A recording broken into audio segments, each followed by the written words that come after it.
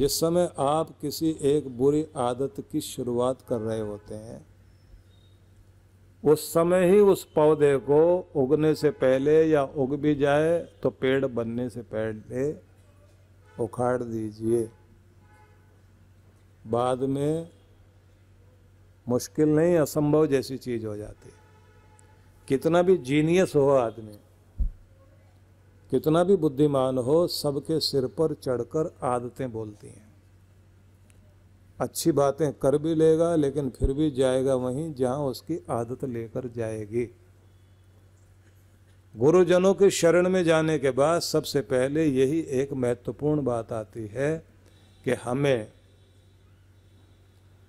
गुरु जो सिखाते हैं कि अपनी आदतों का शोधन कैसे करना है,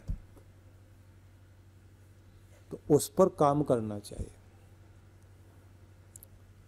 डायरी पेन लेकर एक एक आदत पर धीरे धीरे काम करिए।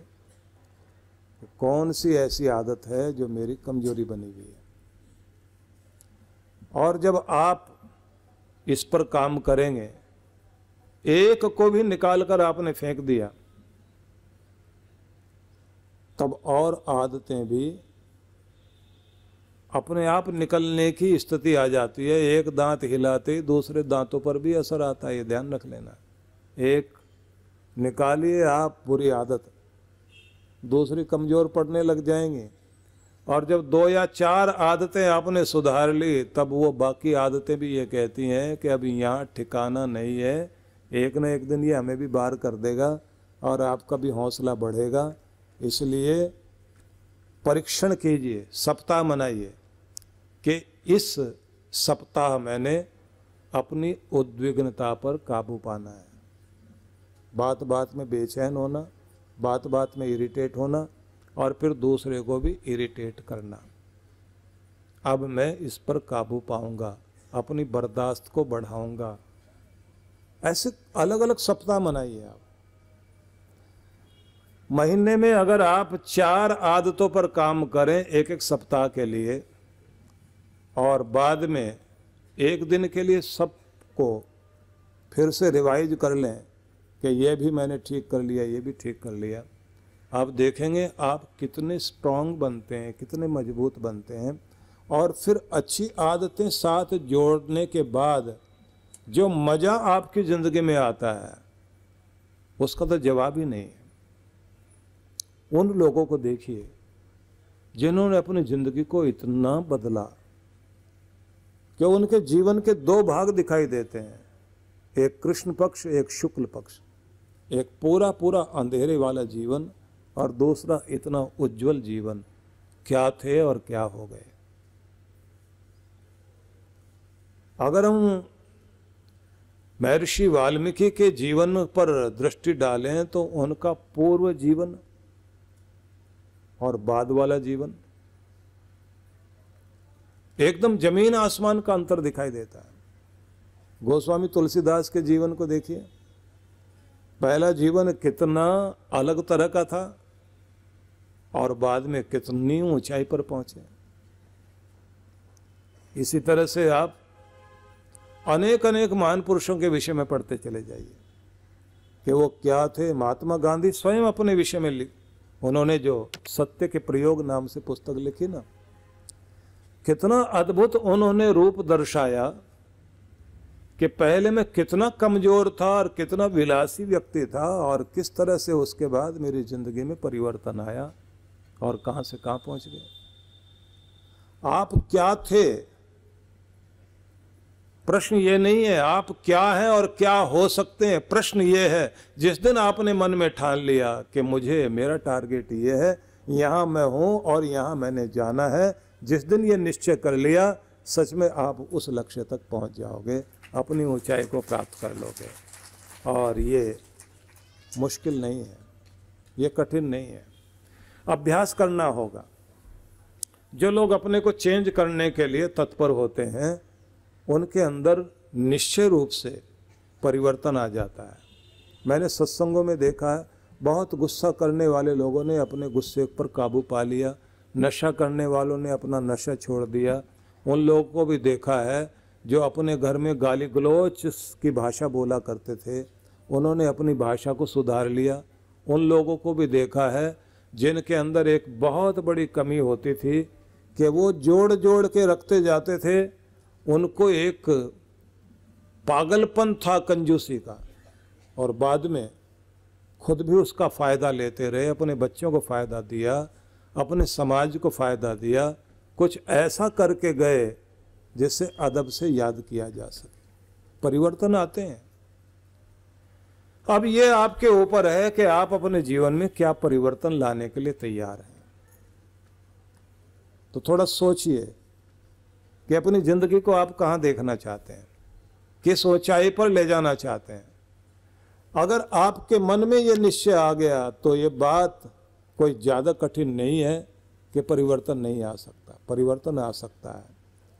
कब आएगा इसका कोई मुहूर्त निकालने की जरूरत नहीं है। मैं तो समझता हूँ अगर अभी मैल गलने लगी है, अभी आपका मन तैयार हुआ है, तो आज से ही शुरुआत कीजिए और अपने शीशे के सामने खड़े होकर खुद से कहिए कि मैं बदल रहा हूँ, मेरी जिंदगी बदल रही है, मैं बेहतर भविष्य की ओर बढ़ रहा हूँ, मैं पहले से निखर रहा हूँ, मैं अपने आप को शक्तिशाली बना रहा हूँ। आप गौरव के साथ कहेंगे तो बात ध्यान रखिए मजबूत होते चले जाएंगे। बहुत तरह से आप काबू पा सकते हैं अपने ऊपर। उन लोगों को जिनको शुगर हो जाती है, डॉक्टर मना कर देता है मीठा नहीं खाना, और उन्हें आदत ऐसी होती है कि सबसे छिपा के रात में उठ के फ्रिज खोल के जो मिठाई रखी होती है निकाल के खाते हैं। एक सज्जन ने तो मुझे आके बताया, बोले अब मैं थोड़ा सा ठीक हो गया हूं, डॉक्टर ने यह कहा था गैंग्रीन हो सकती है, पांव की उंगलियां अंगूठा तक काटना पड़ेगा, कि तुम्हारा शरीर खराब हो गया। मैंने उनसे कहा कि ये उंगली काटने से बच जाऊंगा। बोले जहर आगे ना बढ़े और आप अपना जो है परहेज करना, नहीं तो आगे चलते चलते हो सकता टांग काटनी पड़े। तो वो कहते हैं कि मैंने मन मन में सोचा कि ये बोलता कि इसकी जीभ काटनी पड़ेगी तब तो ठीक था, ये मेरी जो है उंगली काटने के लिए कह रहा है।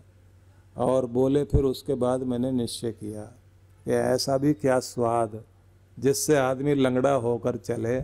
आज के बाद इस स्वाद को तो फेंकते हैं और कंट्रोल करते हैं कि बस उस दिन मैंने निश्चय किया कि काश ऐसे डॉक्टर मुझे हर किसी को मिल जाए, अच्छी तरह से डरा दे। मैंने कहा वो डरा नहीं रहा था, वो सच में काटता, आप कटने से बच गए। बोले हाँ, उसने कई सारे फोटो दिखाए ऐसे कि इनके सबके कटे हैं। ना नियंत्रण करे आदमी और अपने आप को बिगाड़ता चला जाए तो कहां तक पहुंचता है। और कंट्रोल करना शुरू कर दे तो उस आदमी ने कहा कि डॉक्टर ने मेरे से कहा कि दवाई इतना काम नहीं करेगी, आपका परहेज काम करेगा। आज आप अपने आप को रोक लीजिए, मेरी दवा भी काम करना शुरू कर देगी, क्योंकि तुम्हारे तो इंसुलिन भी असर नहीं कर पा रहा। तो आप समझ रहे हैं ना कि जब आप एक कंट्रोल करने से अपनी टांग कटने से बचा सकते हैं तो आप कंट्रोल करते करते तो नरक में जाने से भी बच सकते हैं। इसलिए अपने आप को नियंत्रित करना शुरू कर दीजिए, और आपके बदले में कोई और परहेज करे तो कुछ होने वाला नहीं है। आपको अपना परहेज तो खुद ही करना है, और समझाएगा कौन। कल मैंने एक बात कही थी ना कि स्वाद अगर पागल करता है तो जलेबी खाना, लेकिन कितनी एक टुकड़ा जीभ पर रख करके स्वाद ले लेना और बाद में मन को समझा लेना कि बाकी भी ऐसी है। सारा खाकर अपने आप को बीमार ना कर लेना। स्वाद लेना तो ले लीजिए, मन को समझा भी दीजिए कि जैसा स्वाद मिला बाकी जलेबी भी ऐसी है, बाकी सारे खाने से कुछ नहीं बनने वाला। स्वाद तो हमने ले लिया है, लेकिन स्वाद के बाद एक बात कही जाती है कि मक्खी बैठी शहद पर पंख लिए लपटाए, सिर धोने पंख छुड़ाए, लालच बुरी बलाए कि वो चाशनी पर बैठ गई। जब तक कंट्रोल था तो किनारे पर बैठकर स्वाद लेती रही, वहां तक तो ठीक था। अब उसे लगा चस्का, आगे बड़ा मजा आया, थोड़ा और बढ़ते हैं। बढ़ते बढ़ते और आगे बढ़ी तो पंख चिपट गए, पंख लिए लपटाए, दोनों पंख उसके चिपक गए। अब जब पंख चिपक गए तो ना तो आगे जा सके ना पीछे, उड़ना चाहे तो उड़ ना सके, और आखिर में जो चीज मजा दे रही थी वही मौत का कारण बन गई। इस दुनिया की सारी चीजें ऐसी ही हैं, जब आप किनारे बैठकर स्वाद ले रहे हैं वहाँ तक तो ठीक है, और अगर थोड़ा और आगे बढ़े अब तो आपके पंख चिपकेंगे और वही चीज सजा नहीं बहुत बड़े दुख का कारण बन सकती है। इसलिए अच्छा है किनारे बैठकर स्वाद ले लीजिए, फंसकर मरने से अच्छा है अपने आप को, अपनी उड़ान को बंधन में मत आने दो, अपनी आदतों को इतना बड़ा मत बना दो कि वो आदतें आपको जकड़ लें और उस अजगर से आप छूट ना सकें। अगर ये समझ आ गई तो आप जीत गए।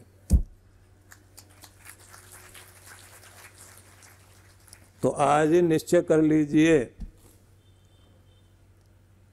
जो भी कोई कमजोरी हो आपकी, आज से निश्चय कर लीजिए कि विजय प्राप्त करनी है, अपनी आदत पर काबू पाना है। आज से मैं खुद का मालिक बनूंगा। आज से मैं अपने आप को, सज्जन मिले जिन्होंने बताया कि चैन स्मोकर था, मैं सिगरेट पीता था। बोले पहाड़ों में घूमने चले गए थे, एक जगह जाकर रहे और वहाँ तूफान आने से मैं एक ऐसी किसी आदमी के घर में रुकना पड़ा जहाँ ज़्यादा साधन नहीं थे। बोले मेरी सिगरेट ख़त्म हो गई। अब सांझ का समय था, आंधी तूफान तो रुक गए। हमने पूछा कि भाई कहाँ मिलती है, ये वाला ब्रांड चाहिए हमको। तो बोले ब्रांड की बात छोड़ दीजिए, यहाँ तो आसपास दुकान ही नहीं है, आप बिना ब्रांड के भी कोई चीज़ लेना चाहोगे नहीं मिलेगी। बोले मैं चलते चलते 3 किलोमीटर गया, वहाँ जाकर मुझे पता लगा कि जिस दुकान से कुछ सामान मिल सकता था वो आदमी भी बंद करके 15 दिन की छुट्टी पर गया हुआ ऊपर। आगे चले जाओ, आगे कहीं। बोले 10 किलोमीटर चला मैं, और जहाँ जहाँ गया मिला नहीं। आखिर में फिर मैं एक जगह बैठकर दुखी होकर सोच रहा हूँ वो कौन सी चीज़ है जो मुझे इतने बड़े आदमी को 10 किलोमीटर तक लेकर आई। सिर्फ एक सिगरेट, उसके कारण मैं इतना पागल होकर वहाँ से यहाँ तक आ गया। बोले मैंने वहाँ से निश्चय कर लिया कि अब तक जिसका गुलाम था आज से गुलामी छोड़ी, आज से हम अपने मालिक बन गए, आज हम राजा हो गए हैं। बोले उसके बाद पहले सिगरेट छोड़ी, फिर ऐसी बहुत सारी आदतें और थी जो गुलाम बनाती थी, और हम राजा होते चले गए। बोले मैं कोई ना गुरुजी को मानता था ना सत्संग को, लेकिन उसके बाद में ये समझ में आया कि अध्यात्म एक बहुत बड़ी ऊंचाई है जो इंसान की ज़िंदगी को बहुत ऊंचाई पर लेकर जाती है। तब फिर मैं सत्संग में आना शुरू हुआ, ध्यान क्लास अटेंड करनी शुरू की, अपने ऊपर प्रयोग किए, और आज मैं ये सोचता हूँ कि ये ज़िंदगी में क्षण इतनी देर बाद क्यों आया। अगर पहले आ जाता तो मैं अपने जीवन का कितना बड़ा आनंद ले सकता था। तो आप लोग किस्मत वाले हो जो आप लोगों को सत्संग भी मिल रहा है, अध्यात्म में रुचि भी है। बस अपने ऊपर प्रयोग करना जो आप छोड़ चुके हैं, अब प्रयोग करना शुरू कीजिए। आप देखेंगे कितना बड़ा कमाल आपके ऊपर घटेगा। इसलिए आपका मंदिर आपकी प्रयोगशाला है। अपने मंदिर में जब आप बैठते हैं जा करके तो इस बात को ध्यान रख लीजिए कि ये मेरी प्रयोगशाला है, मैं यहाँ अपनी जिंदगी पर प्रयोग करने के लिए बैठा हूँ। महात्मा गांधी ने लिखा अपनी आत्मकथा को सत्य के प्रयोग। तो कुछ प्रयोग आपके ऊपर भी होने चाहिए। आप अपने ऊपर खुद के प्रयोग करें। कौन सी चीज आपको नचाती है? कोई एक आदमी था जिसने पूरी मार्केट में घूमते घूमते देखा कि एक आदमी गधा बेचने के लिए बैठा हुआ, और पूछता उससे कि ये गधा आप बेच नहीं पाए, सुबह से बैठे हो? बोले बहुत अड़ियल है, डंडा मारने से चलता नहीं है, रस्सी पकड़कर खींचने से भी हिलता नहीं, मैं तो सोचता हूं कोई फ्री में भी ले जाए तो देने को तैयार हूं। तो उस आदमी ने कहा हम खरीदार हैं, हम ले जाएंगे इसको। बोले इतने अड़ियल गधे को कैसे ले जाओगे? बोले अड़ियल बिल्कुल नहीं है, तो बहुत अच्छा है, क्या करोगे? बोले अभी देखना। उसने एक डंडा लिया और डंडा लेकर उसके आगे घास बांधा और गधे के ऊपर बैठ गया।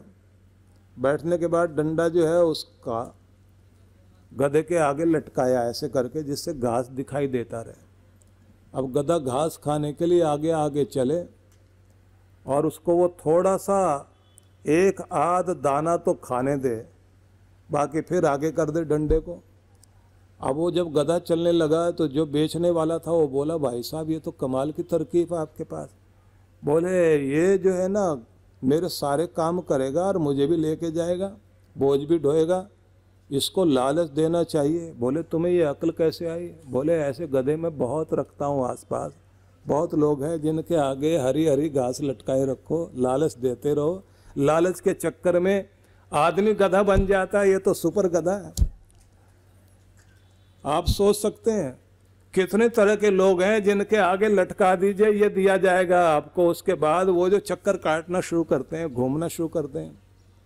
कौन सी चीज हमें घुमा रही है यह आपको परखना है। कौन सा लालच आपको पागल बना रहा है, कौन चीज आपको खींच कर ले जा रही है। अगर पागल बनाने वाली कोई भी चीज आपको लगती है कि हमको भी वैसा बनाया जा रहा है, तो आज से परखना शुरू कर दें कि हम वो नहीं हैं